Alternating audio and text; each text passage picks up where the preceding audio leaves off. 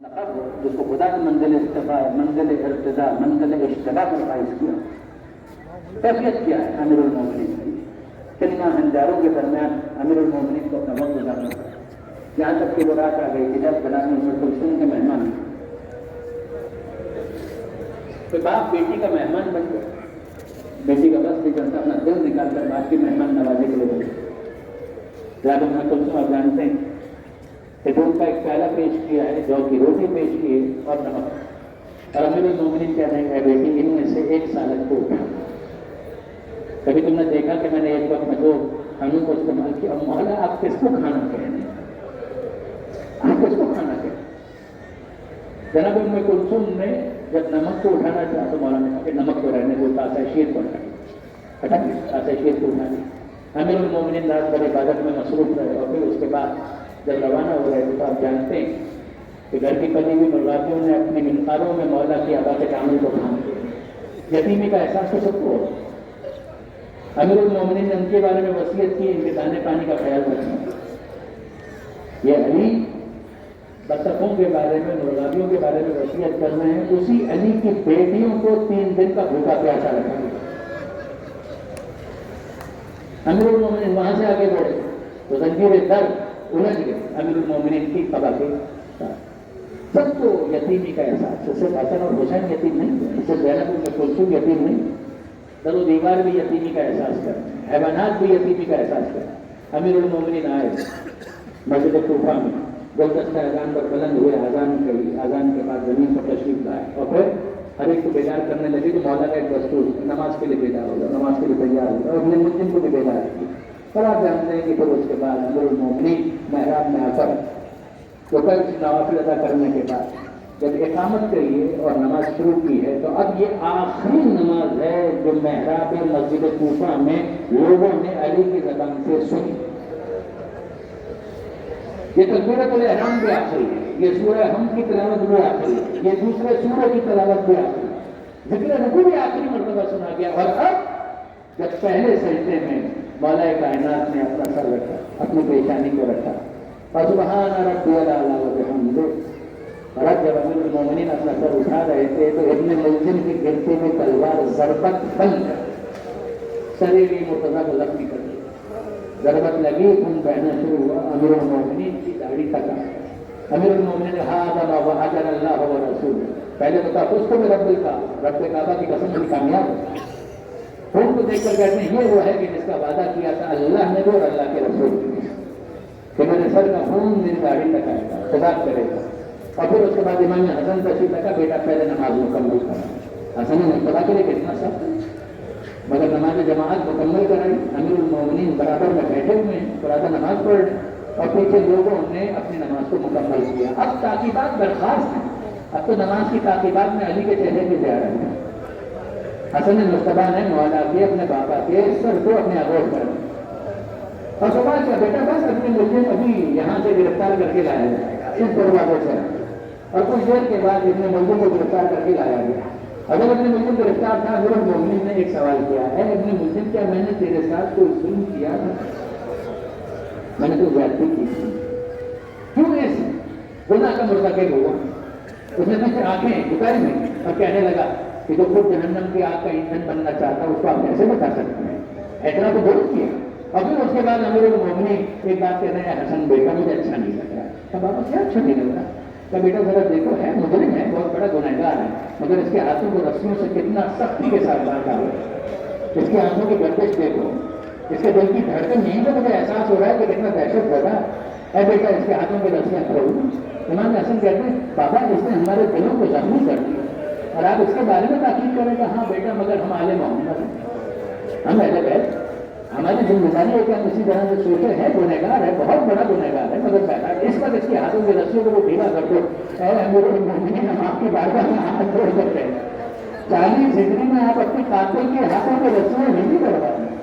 ذرا 100 ہجری کے کوفے میں آ کر دیکھیے, یا آپ کی زینب ام کلثوم, ذرا دربار یزید میں آ کر دیکھیے, ایک رسی میں کتنے گلوں کو باندھا گیا. سکینہ کا دم گھٹتا ہے, کبھی ایک پیر اٹھاتی ہے, کبھی دوسرا پیر اٹھاتی ہے. مولا کائنات نے ابن ملجم کے بارے میں جو کہنا تھا کہا، اس کو گرفتار کر کے زندان میں لے جایا گیا اور یہاں پر ابو غنیم منگایا گیا اور اس غنیم کو ایک موٹا کمبل کہ جس کو اسٹریچر کی طرح سے یوز کرنا تھا امیر المومنین کو اس پر رکھا گیا. اور اب مذہب کوفہ آپ نے جنہوں نے یقیناً مذہب کوفہ کی زیارت کی ہے بہتر سمجھ پائیں گے. محراب سے باہر امیر المومنین کو لایا گیا، صحن ہے، آسمان کھلا ہوا ہے اور اب آسمان پر روشنی کے آثار نمودار ہو چکے ہیں اور علی نے آسمان کی طرف رخ کر کے کھلا تھا، اے پروردگار جب قیامت کا دن ہو 1,24,000 انبیاء موجود ہوں، ان سب کی موجودگی میں تو گواہی دینا کہ تیرے علی نے تیری عبادت میں کبھی کوئی کوتاہی نہیں، کبھی کوئی کوتاہی نہیں. امیر المومنین آہستہ آہستہ اپنے ساتھیوں کے ساتھ گھر کی طرف بڑھ. امیر المومنین کا جو گھر تھا وہاں تک آ گئے اور اب امیر المومنین جب گھر کے قریب پہنچے ہیں سوال کرتے ہیں، اے بیٹا حضرت یہ میرے ساتھ جو میرے ساتھی کون ہیں؟ سب آپ کے مخلصین، آپ کے مصاحبین، سب آپ سے محبت کرنے والے. تو بیٹا ان سب کی خدمت میں میرا شکریہ ادا کرو اور ان سب سے کہو کہ وہ اپنے اپنے گھروں کو جائیں.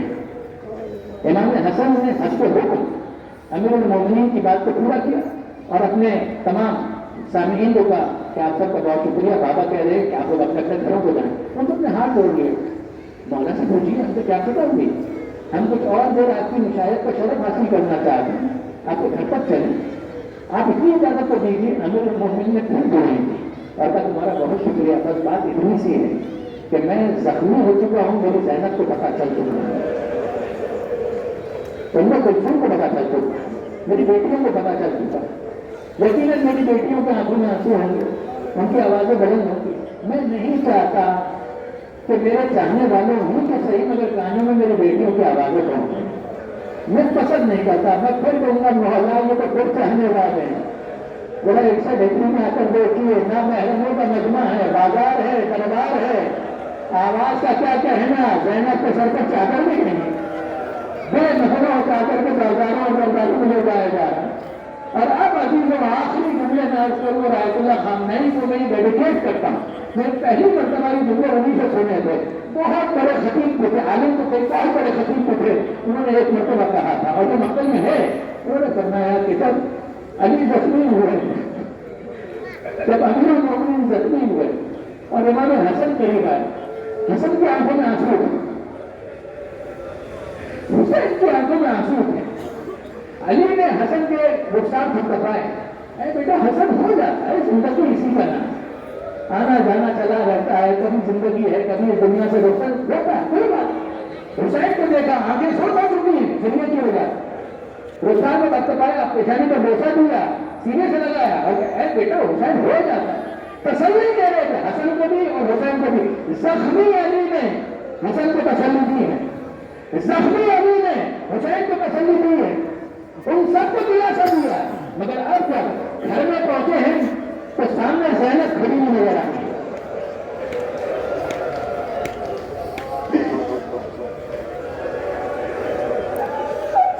زینب کھڑی ہوئی نظر آئی. زینب نے بابا کو دیکھا، علی نے زینب کو دیکھا. کچھ دیر تک جناب زینب پر سکتہ طاری ہو گئی اور اب جناب زینب جب محسوس کیا پوری طاقت کے ساتھ کہ میرے بابا کو کیا ملی تو بابا قطار گرنا شروع کر دیا، رونا شروع کر دیا، مار مار کر رونا شروع کر دیا. اور اب الفاظ یہ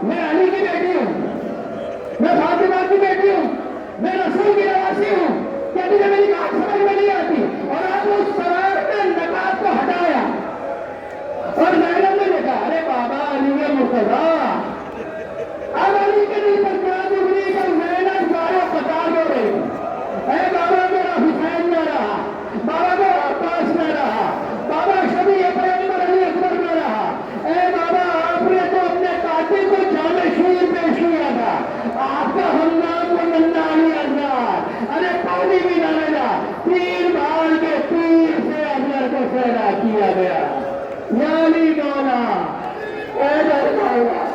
جناب خزر مندی صاحب سے نواز خانی کے اقدامات ہے جناب قادر مندی صاحب سے نواز خانی کے اقدامات ہے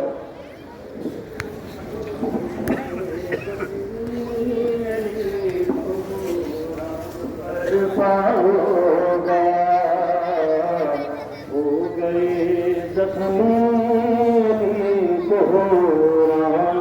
برپا ہوگا ہو گئے زخمی ہم برپا ہوگا ہو گئے زخمی رام برپا ہوگا ہو گئے زخمی کو رام برپا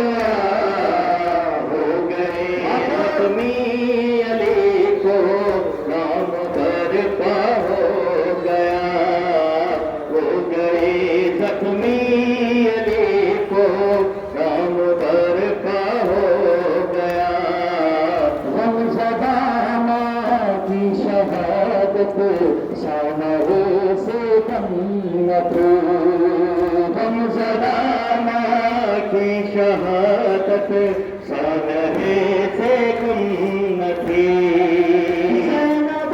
کلثوم پاک زخم تازہ ہو گیا ہو گئے زخمی علی کو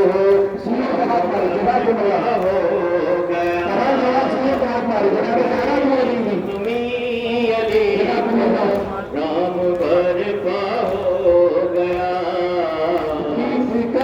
حسنین سر کو کہہ رہے ہیں بار بار حسنین سر کو کہہ رہے ہیں بار بار صداوں سے جدا سے لب کا بابا ہو گیا ہو گئی زخمی علی کو رام برپا ہو گیا ہو گئے زخمی علی کو رام برپا ہو گیا سب کو سنی کی ضرورت ملزم کے بعد کون نے سبھی کی ضرورت ملزم کے بعد سجدے میں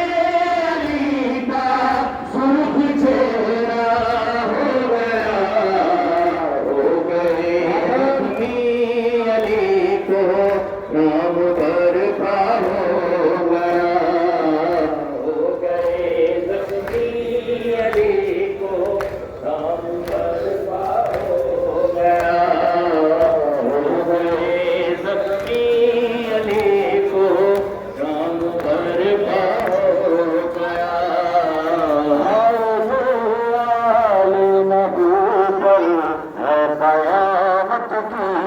میری